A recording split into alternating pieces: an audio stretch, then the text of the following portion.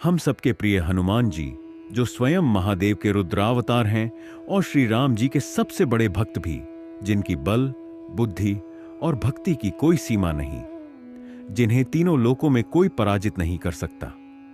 किंतु क्या हो यदि कोई व्यक्ति अहंकारवश हनुमान जी को ललकार दे, और उसका परिणाम क्या हो, इसका वर्णन हमें इस कथा में मिलता है।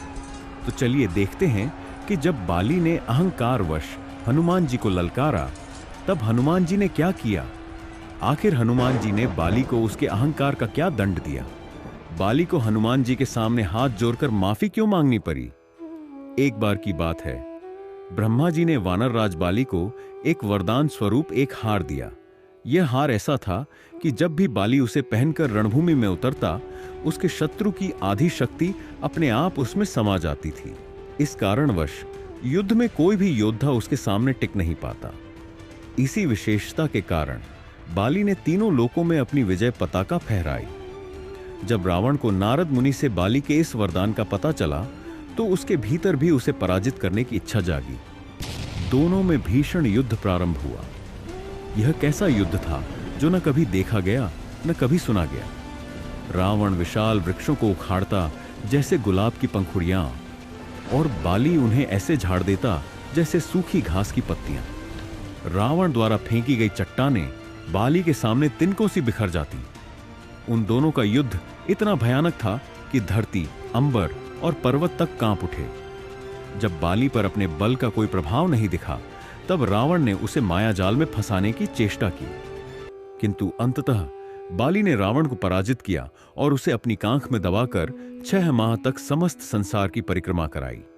रावण को पराजित करने के बाद बाली के अहंकार की कोई सीमा न रही। उसे लगने लगा कि उससे शक्तिशाली संसार में कोई नहीं। इस गर्व से अंधा होकर वह निरंतर इस बात को सिद्ध करने निकल पड़ा कि वह ही सबसे बलशाली है। चलते चलते एक दिन एक विशाल वृक्ष हनुमान जी के सामने आकर गिरा। उसकी आवाज से हनुमान जी का ध्यान भंग हुआ। हनुमान जी बोले, वानर राज बाली, समस्त संसार जानता है कि आपसे शक्तिशाली कोई नहीं। जो भी आपके समक्ष आता है वह आपके वरदान के कारण पराजित हो जाता है। किंतु आप क्यों निर्दोष वृक्षों को उखाड़ रहे हैं? क्या वे आपके शत्रु हैं? बाली ने गर्व से कहा, मेरे एक गर्जन से पर्वत खंड हो जाते हैं। मेरी शक्ति अपार है। मुझे तीनों लोकों में कोई पराजित नहीं कर सकता। मैं श्री राम को भी पराजित कर दूंगा। हनुमान जी बोले, यदि तुम्हारी शक्ति इतनी ही महान है तो पहले मुझे हरा कर दिखाओ। मैं भी देखता हूं तुम्हारी भुजाओं में कितना बल है। हनुमान जी के श्री राम के प्रति समर्पण और बाली के द्वारा प्रभु को ललकारना, यह हनुमान जी के लिए असहनीय था। अगले दिन जब हनुमान जी युद्ध के लिए जा रहे थे, तभी ब्रह्मा जी प्रकट हुए। उन्होंने कहा, हनुमान, मेरे पुत्र बाली को उसके अहंकार और उद्दंडता के लिए क्षमा कर दो। इस युद्ध को टाल दो। हनुमान जी ने उत्तर दिया, यदि उसने मुझे कुछ कहा होता तो मैं युद्ध टाल देता, किंतु उसने मेरे प्रभु श्री राम को ललकारा है, जिसे मैं सहन नहीं कर सकता। ब्रह्मा जी बोले, यदि युद्ध करना ही है तो अपनी संपूर्ण शक्ति का 90% अपने आराध्य श्री राम के चरणों में समर्पित कर दो।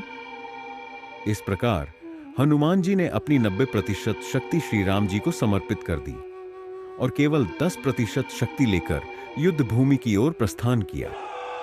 जैसे ही हनुमान जी ने युद्ध भूमि में पांव रखा, बाली को हनुमान जी से अद्भुत शक्ति का अनुभव होने लगा।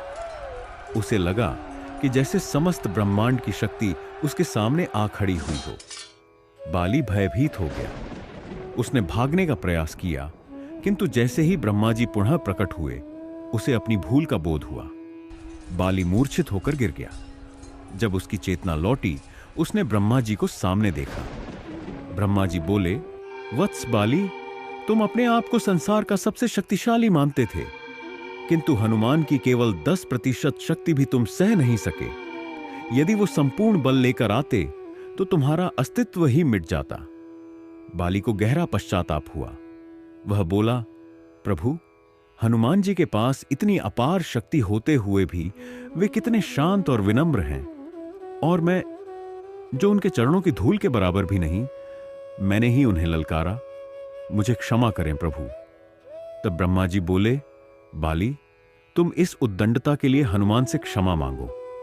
उसके बाद बाली ने हनुमान जी से क्षमा याचना की। इस पर हनुमान जी ने कहा, मुझसे नहीं, यदि क्षमा मांगनी है तो मेरे प्रभु श्री राम से मांगो। इसके बाद प्रभु श्री राम के पास जाकर बाली ने अपनी भूल के लिए श्री राम जी से क्षमा मांगी। इस प्रकार हनुमान जी ने बाली को माफ कर दिया और प्रेमपूर्वक बाली को गले लगाया। तो दोस्तों, आज की इस कथा से हमने सीखा कि जैसे जैसे किसी व्यक्ति में अहंकार बढ़ता है, आत्मज्ञान उससे उतना ही दूर चला जाता है। जब व्यक्ति अज्ञानता के अंधकार में डूब जाता है तो उसे यही लगता है कि वही इस संसार का स्वामी है। किंतु जिस व्यक्ति में ऐसा घमंड उत्पन्न हो, उसका विनाश निश्चित है। तो बताइए आपको यह कथा कैसी लगी? अच्छी लगी हो तो कृपया एक लाइक जरूर कर देना। मिलते हैं अगले वीडियो में। जय श्री राम, जय हनुमान जी।